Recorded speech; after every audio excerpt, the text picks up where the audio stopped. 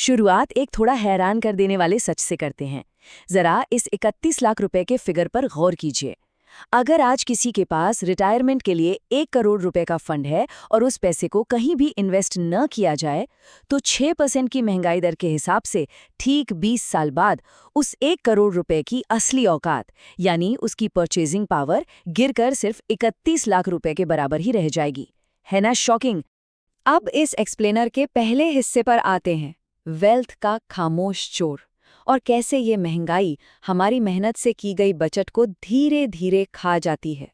महंगाई का असर कितना खतरनाक होता है, इसे एक छोटे से डेटा पॉइंट से समझा जा सकता है। अगर हम मान लें कि महंगाई 0% है, तो 30 साल में 2 करोड़ रुपए का टारगेट पाने के लिए हर महीने लगभग 6,000 रुपए की SIP काफ़ी होगी। लेकिन असल जिंदगी में ऐसा नहीं होता।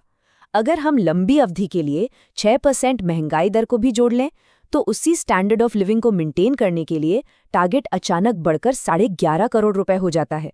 और इसके लिए 6,000 नहीं, बल्कि हर महीने 33,000 रुपए की भारी रकम इन्वेस्ट करनी पड़ेगी।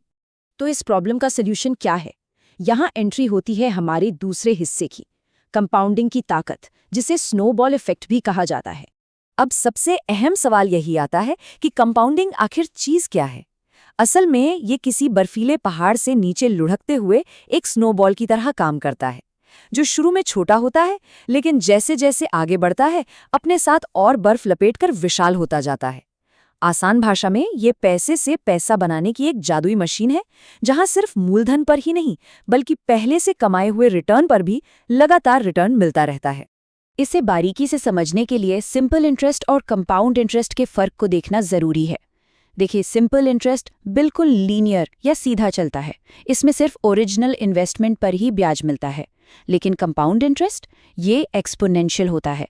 यहाँ ओरिजिनल अमाउंट के साथ साथ पहले कमाए गए हर एक रिटर्न पर भी ब्याज मिलता है। और इस पूरे प्रोसेस में सबसे बड़ा और महत्वपूर्ण काम करता है धैर्य, यानी लंबे समय तक टिके रहना। चलिए इस गणितीय जादू को नंबर्स में देखते हैं। अगर 10% के सालाना रिटर्न के हिसाब से 1,000 रुपए लगाए जाएं, तो 10 साल में वो 2,593 रुपए बन जाते हैं। पर मज़ेदार बात यह है कि अगर इस इन्वेस्टमेंट का टाइम बस डबल कर दिया जाए, यानी 20 साल, तो फाइनल अमाउंट 2 गुने से भी कहीं ज्यादा बढ़कर सीधा 6,727 रुपए हो जाता है। यही समय देने का असली जादू है। तो अब बढ़ते हैं इस एक्सप्लेनर के तीसरे और सबसे इम्पॉर्टेंट हिस्से पर, 15-15-15 का नियम, जो वेल्थ बिल्डिंग का एक बेहद ही पावरफुल और अनुशासित ब्लूप्रिंट है। ये नियम सच में बहुत ही स्ट्रेट फॉरवर्ड है। इसके 3 बेसिक स्टेप्स हैं। पहला, हर महीने 15,000 रुपए इन्वेस्ट करना। दूसरा, बिना घबराए इस इन्वेस्टमेंट को अगले 15 साल तक बनाए रखना। और तीसरा, 15% के एवरेज एनुअल रिटर्न का एम रखना। अगर कोई इस सटीक कॉम्बिनेशन को डिसिप्लिन के साथ फॉलो करे, तो 15 साल बाद वो पोर्टफोलियो 1 करोड़ रुपए के जादुई आंकड़े को आसानी से पार कर सकता है। इसे थोड़ा और प्रैक्टिकली देखते हैं। ट्रेडिशनल सेफ सेविंग्स और इक्विटी इन्वेस्टमेंट में जमीन आसमान का फर्क होता है। अगर कोई 15 साल तक हर महीने 10,000 रुपए पब्लिक प्रोविडेंट फंड यानी PPF में लगाए, जहां रिटर्न करीब 7.1% है, तो 32.5 लाख रुपए इकट्ठे होते हैं। वहीं दूसरी तरफ 12% रिटर्न देने वाले एक इन्फ्लेशन एडजस्टेड इक्विटी SIP में यही रकम 50.4 लाख रुपए तक पहुंच सकती है। ये सच में एक बहुत बड़ा वेल्थ गैप है। अब यहाँ एक डाउट आना लाजमी है कि अगर किसी के पास शुरुआत में 15,000 रुपए ना हो तो क्या होगा? असल में वेल्थ बनाने के लिए किसी बहुत बड़ी रकम से शुरुआत करने की जरूरत नहीं होती। अगर महीने का सिर्फ 3,000 रुपए भी इन्वेस्ट किया जाए और इनकम बढ़ने के साथ हर साल उस इन्वेस्टमेंट को 10% से बढ़ाया जाए, जिसे स्टेप अप SIP कहते हैं, तो 12% रिटर्न पर 20 साल में ये लगभग 60 लाख रुपए तक पहुंच सकता है। थ्योरी से आगे बढ़ते हुए चौथे हिस्से में बात करते हैं ग्रोथ के लिए पोर्टफोलियो को एडजस्ट करने की। ये मार्केट के उतार चढ़ाव के खिलाफ एक सॉलिड ढाल का काम करता है। इसे गोल बेस्ड इन्वेस्टिंग कहते हैं और यहाँ अलग अलग टाइम फ्रेम के हिसाब से रिस्क को बैलेंस किया जाता है। छोटे गोल्स जैसे 3 साल बाद के किसी वेकेशन के लिए पोर्टफोलियो का 70% का बड़ा हिस्सा डेट में यानी सेफ जगह होना चाहिए और सिर्फ 30% इक्विटी में। अगर टारगेट 5 साल का है, जैसे घर का डाउन पेमेंट, तो 70% इक्विटी और 30% डेट सही रहता है। लेकिन अगर रिटायरमेंट जैसे 15 साल लंबे टारगेट की बात हो, तब 80% इक्विटी और 20% डेट का कॉम्बिनेशन बेस्ट माना जाता है। और अगर लगता है कि 6% महंगाई दर को हराना मुश्किल है, तो इतिहास बिल्कुल अलग कहानी बताता है।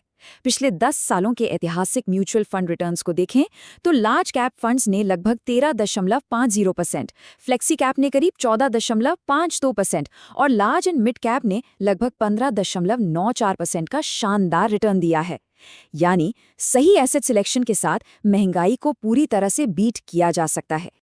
लेकिन यहाँ एक अहम बात ध्यान में रखनी होगी। सिर्फ इन्वेस्ट करके भूल जाना कोई रणनीति नहीं है।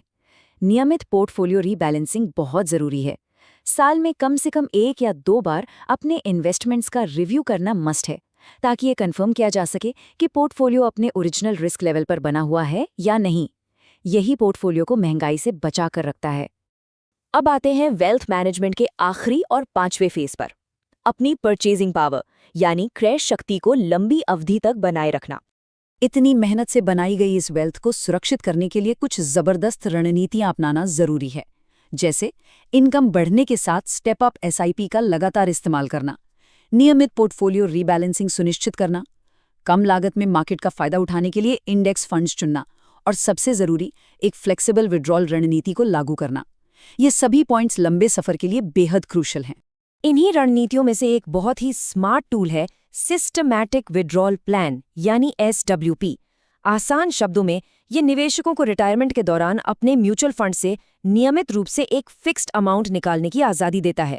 और इसकी सबसे खूबसूरत बात यह है कि एक ही बार में पूरा कॉर्पस बेचने की कोई ज़रूरत नहीं पड़ती।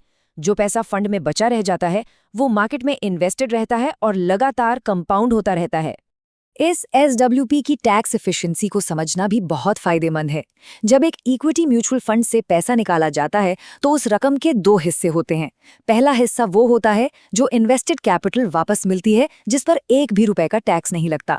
दूसरा हिस्सा होता है प्रॉफिट, और ध्यान देने वाली बात यह है कि सिर्फ इसी प्रॉफिट वाले हिस्से पर long term capital gains tax लगता है।